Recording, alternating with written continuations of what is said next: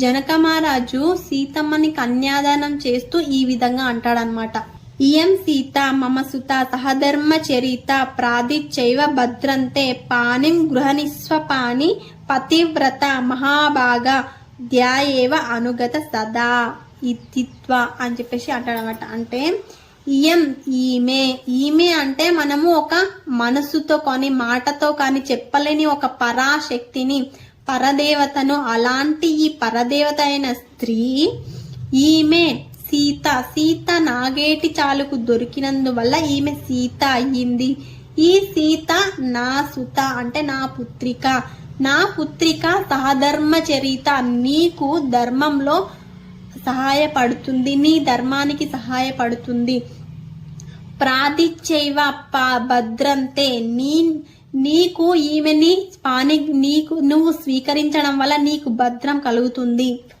ఈ ఆమె పతివ్రత, వారికి ఇప్పుడే పెళ్ళైంది కదా, ఏ విధంగా పతివ్రత అంటారు అంటే ఆమె మంచి నడవడిక, ఆమె మంచి లక్షణాలు, మంచి ప్రవర్తనను బట్టి పతివ్రత అంటారనమాట. ఆ విధంగా ఈమె పతివ్రత మహాభాగా ఏవ అనుగద సదా, నీకు నీ నీడలాగా నిన్ను అనుగమిస్తుంది అని చెప్పేసి జనక మహారాజు రామునికి పాణిగ్రహణం చేస్తూ సీతమ్మని అంటాడనమాట. ఏం చేశాడు అంటే విశ్వామిత్రుడు ఏం చేశాడు అంటే నరుడిలా తిరుగుతున్న నారాయణుణ్ణి తీసుకొచ్చి, ఆమె లోక కళ్యాణం జరగాలి కాబట్టి ఆ నారాయణుణ్ణి తీసుకొచ్చి అమ్మవారి చేతిలో పెడతాడనమాట. ఇప్పటి నుండి కూడా మొత్తం అమ్మవారు నడిపిస్తుంది అనమాట.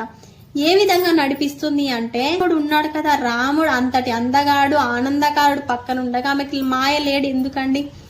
ఎందుకంటే లోక కళ్యాణం జరగాలి, రావణ సంహారం జరగాలి కాబట్టి ఆమె ఆ కోరిక కోరుకుంటుందన్నమాట.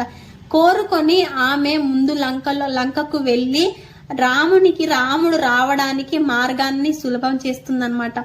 ఇదంతా లోక కళ్యాణం జరగాలి అంటే ఆమె మొత్తం నడిపిస్తుంది అన్నమాట. ఇప్పుడు విశ్వామిత్రుడు రాముణ్ణి అమ్మవారి చేతిలో పెట్టడంతో అంతా అమ్మవారు చూసుకుంటుంది అని చెప్పేసి విశ్వామిత్రుడు హిమాలయాల్లోకి వెళ్ళిపోతాడనమాట.